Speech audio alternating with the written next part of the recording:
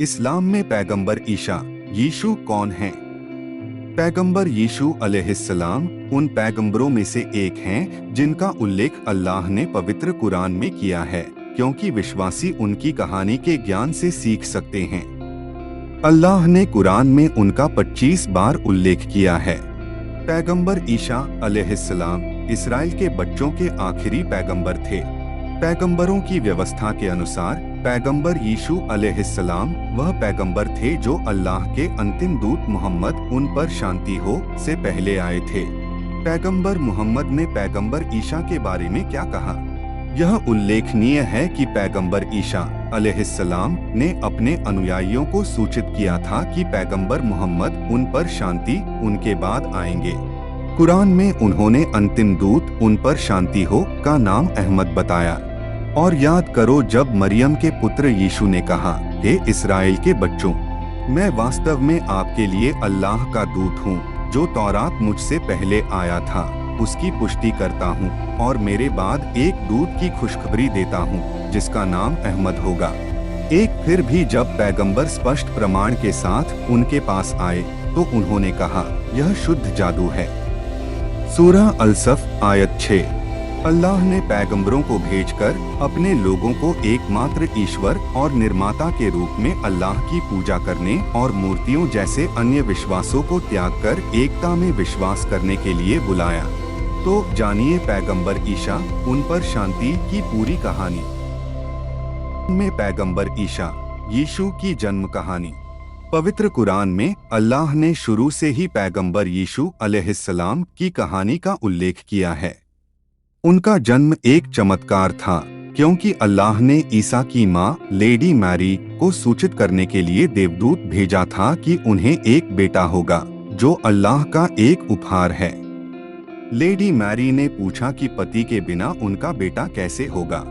देवदूत ने उससे कहा कि अल्लाह कुछ भी कर सकता है, क्योंकि उसके लिए बिना पिता के इंसान बनाना आसान था। अल्लाह ईसा अलैहिस्सलाम को मानवता के लिए एक संकेत के रूप में पैदा करना चाहता था। उन्होंने उत्तर दिया, ऐसा ही होगा। तुम्हारा रब कहता है, यह मेरे लिए आसान है। और इस प्रकार हम उसे मनुष्यता के लिए एक चिन्ह और अपनी ओर से दयालुता बनाएंगे। यह एक ऐसा मामला है जिसका निर्णय पहले ही किया जा चुका है। आयत 19 और 21 सूरह मरियम। कुछ महीनों के बाद उसने अपने बेटे को जन्म दिया और अपने लोगों के पास लौट आई, जो उसकी गोद में रखे नवजात शिशु को देखकर हैरान थे। उन्होंने सोचा कि उसने कोई भयंकर पाप किया है। उन्होंने उसे डांटा, लेकिन उसने कोई जवाब नहीं दिया और अपने बच्चे की ओर इशारा किया। उन्होंने उससे पूछा कि एक नवजात बच्चा कैसे बोल सकता है, लेकिन चमत्कार तब हुआ जब उसका बच्चा बोला, क्योंकि उसने कहा कि वह अल्लाह का सेवक है जिसने किताब दी और पैगंबर बनाया, और अल्लाह ने उसे आशीर्वाद दिया और प्रार्थना और भिक्षा स्थापित करने के लिए कहा। यीशु ने घोषणा की, मैं वास्तव में अल्लाह का सेवक हूँ। उसने मुझे धर्म ग्रंथ देने और भविष्यवक्ता बनने के लिए नियुक्त किया है। मैं जहाँ भी जाता हूँ उन्होंने मुझे आशीर्वाद दिया है, और जब तक मैं जीवित हूँ प्रार्थना स्थापित करने और भिक्षा कर देने का आदेश दिया है। आयत 30 और 31 और 19 सूरह मरियम। कुरान में पैगंबर के रूप में पैगंबर ईसा की कहानी। अल्लाह ने पैगंबर यीशु अलैहिस्सलाम को वह किताब सिखाई जो पिछले पैगंबरों की शिक्षाएं, ज्ञान, तोरा और सुसमाचार है, क्योंकि अल्लाह ने कुरान में इन आशीर्वादों का उल्लेख किया है।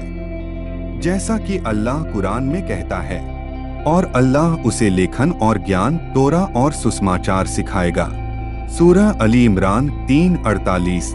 अल्लाह ने ईसा अलैहिस्सलाम को आदेश दिया कि वह इसराइल के बच्चों को बिना किसी साथी के अल्लाह की पूजा करने के लिए बुलाए, क्योंकि वह 30 साल की उम्र में पैगंबर बन गए थे।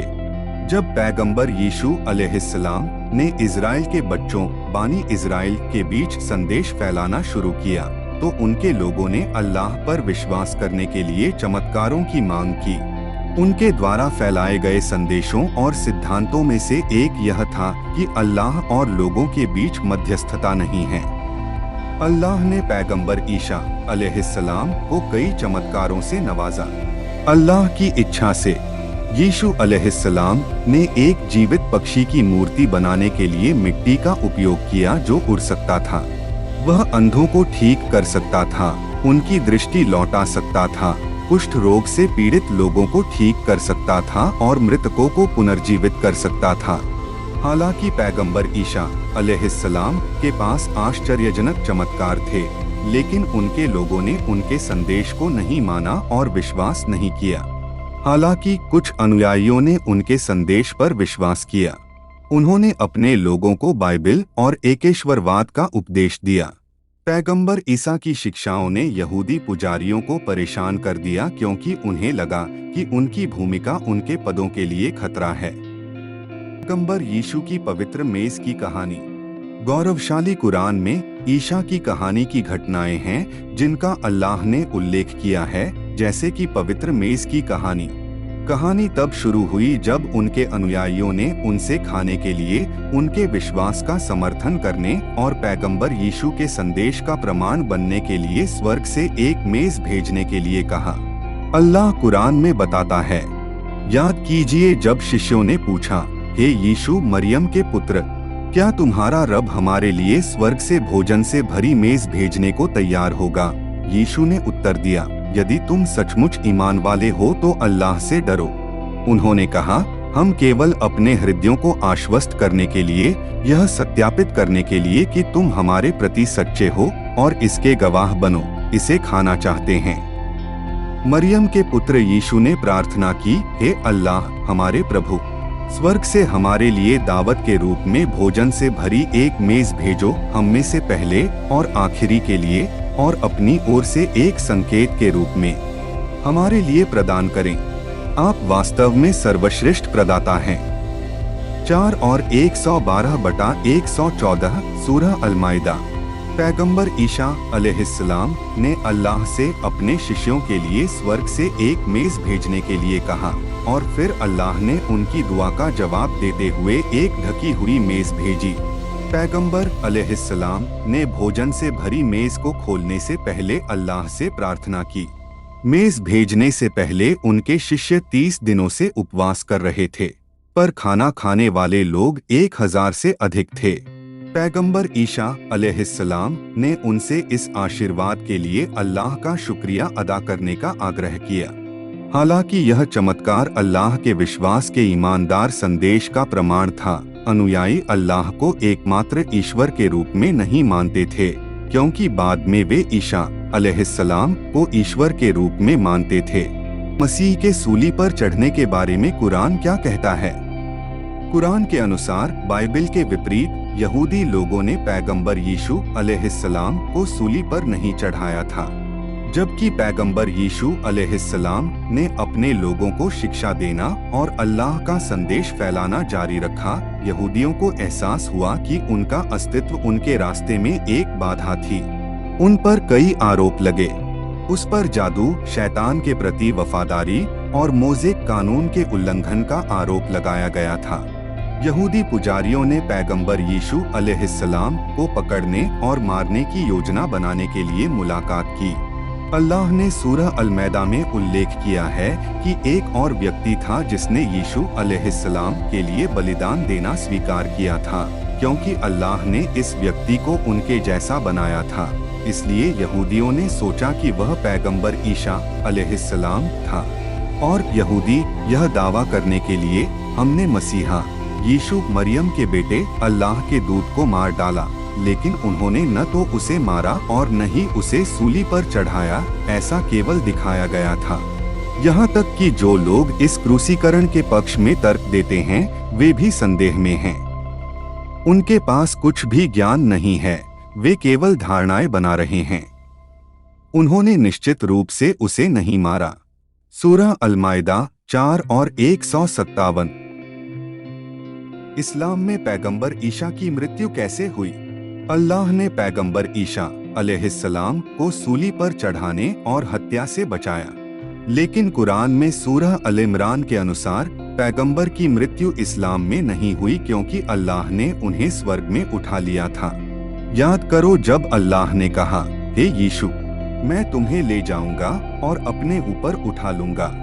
मैं तुम्हें काफिरों से छुटकारा दिलाऊंगा और क़यामत के दिन तक तुम्हारे अनुयायियों को काफिरों से ऊपर उठाऊंगा। तब तुम सब मेरे पास लौट आओगे और मैं तुम्हारे सब झगड़ों का निपटारा कर दूंगा। सूरह अल इमरान 3 और 55। पैगंबर ईशा की कहानी एकमात्र ऐसी कहानी है जो समाप्त नहीं हुई, क्योंकि अल्लाह ने उन्हें न्याय दिवस से पहले समय के अंत में उनके दूसरे आगमन तक स्वर्ग में रखा था। पैगंबर ईशा अलैहिस्सलाम का अवतरण अंतिम घंटे के संकेतों में से एक है। पैगंबर ईशा की वापसी के संकेत। इस्लाम के अनुसार पैगंबर ईशा का दूसरा आगमन ईसा विरोधी मसीहा दज्जाल के वंश के बाद होगा।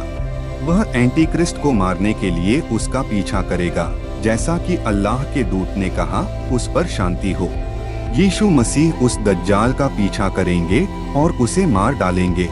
तब लोग 7 वर्ष तक जीवित रहेंगे, जहां 2 मनुष्यों के बीच कोई विद्वेष न होगा। हदीस मुस्लिम। इसके अलावा उसके कई मिशन होंगे, जैसे सुअरों को मारना, क्रॉस को तोड़ना और जजिया कर को खत्म करना, क्योंकि वह मुसलमानों पर न्याय के साथ शासन करेगा। पैगंबर मुहम्मद शांति उस पर हो ने कहा, जब तक मरियम यीशु का पुत्र एक न्यायी शासक के रूप में आपके बीच नहीं आएगा, तब तक समय स्थापित नहीं होगा। वह सलीब तोड़ देगा, सुअरों को मार डालेगा और जजिया कर खत्म कर देगा। पैसा इतनी प्रचुर मात्रा में होगा कि कोई भी इसे धर्मार्थ उपहार के रूप में स्वीकार नहीं करेगा। हदीस अल बुखारी और मुस्लिम। निष्कर्ष। कुरान में पैगंबर ईशा की कहानी का सारांश क्या है? कुरान में पैगंबर ईशा अलैहिस्सलाम महिला मरियम के पुत्र हैं, जो बिना पिता के चमत्कारिक ढंग से पैदा हुए थे। अल्लाह ने उसे इस्राएल के लोगों को बिना किसी शरीक के अल्लाह की पूजा करने और एकता में विश्वास करने के लिए आमंत्रित करने के लिए भेजा था। अल्लाह ने उन्हें कई चमत्कार दिए, जैसे पालने में बात करना, अंधे और कोढ़ी को ठीक करना और मृतकों को जीवन देना। यहूदियों ने पैगंबर ईशा को मारने की योजना बनाई, लेकिन अल्लाह ने उन्हें बचा लिया और स्वर्ग में उठा लिया। न्याय के दिन से पहले के दिनों में पैगंबर ईशा फिर आएंगे और न्याय के साथ लोगों पर शासन करेंगे। उम्मीद है दोस्तों कि ये वीडियो आप सबको रोचक जानकारी के कारण अवश्य पसंद आया होगा। आप सभी को बहुत बहुत धन्यवाद। ईशा मसीह के जन्मदिन पर बहुत बहुत बधाई और उन पर सलाम हो। अल कलम हिंदी कुरान चैनल में आपका स्वागत है। क्या आपने कभी सोचा है कि किसी बड़ी चीज का हिस्सा बनना कैसा लगता है? एक ऐसे समुदाय का हिस्सा बनना जो सकारात्मकता, प्रेरणा और खोज की खुशी के बारे में है। खैर, आप सही जगह पर आए हैं। यह वह जगह है जहां हम अपने सबसे रोमांचक कारनामों, अपने सबसे मार्मिक क्षणों और अपनी सबसे प्रेरणादायक कहानियों को साझा करते हैं। कल्पना करें कि आप एक पहाड़ की चोटी पर खड़े हैं और नीचे की दुनिया को देखते हुए अपने बालों में ठंडी हवा महसूस कर रहे हैं। अपने आप को एक हलचल भरे बाजार में कल्पना करें, जो जीवंत रंगों, मनमोहक सुगंधों और विभिन्न भाषाओं के गुंजन से घिरा हुआ है। उस गर्मजोशी की कल्पना करें जो दयालुता के एक साधारण कार्य, एक सच्ची मुस्कान, एक हार्दिक धन्यवाद से आती है। ये वे अनुभव हैं जो हम आपके लिए यहीं अपने चैनल पर लाते हैं। हमारी यात्रा आश्चर्य से भरी है, लेकिन यह नहीं होगी तुम्हारे बिना भी। वैसा ही आपका समर्थन, आपका जुड़ाव, आपका उत्साह, यह सब हमारे लिए बहुत मायने रखता है। इस साहसिक कार्य का हिस्सा बनने के लिए धन्यवाद। देखने के लिए बहुत कुछ है, तलाशने के लिए बहुत कुछ है और साझा करने के लिए बहुत कुछ है। तो बने रहें, सदस्यता बटन दबाएं, घंटी बजाएं और हमारे अगले साहसिक कार्य का हिस्सा बनें। हमें देना न भूलें। यदि आप हमारी सामग्री का आनंद लेते हैं और हमारे वीडियो अपने दोस्तों और परिवार के साथ साझा करते हैं तो धन्यवाद। याद रखें, प्रत्येक लाइक, प्रत्येक शेयर, प्रत्येक सदस्यता अधिक सकारात्मकता, अधिक प्रेरणा और अधिक खुशी फैलाने की दिशा में एक कदम है।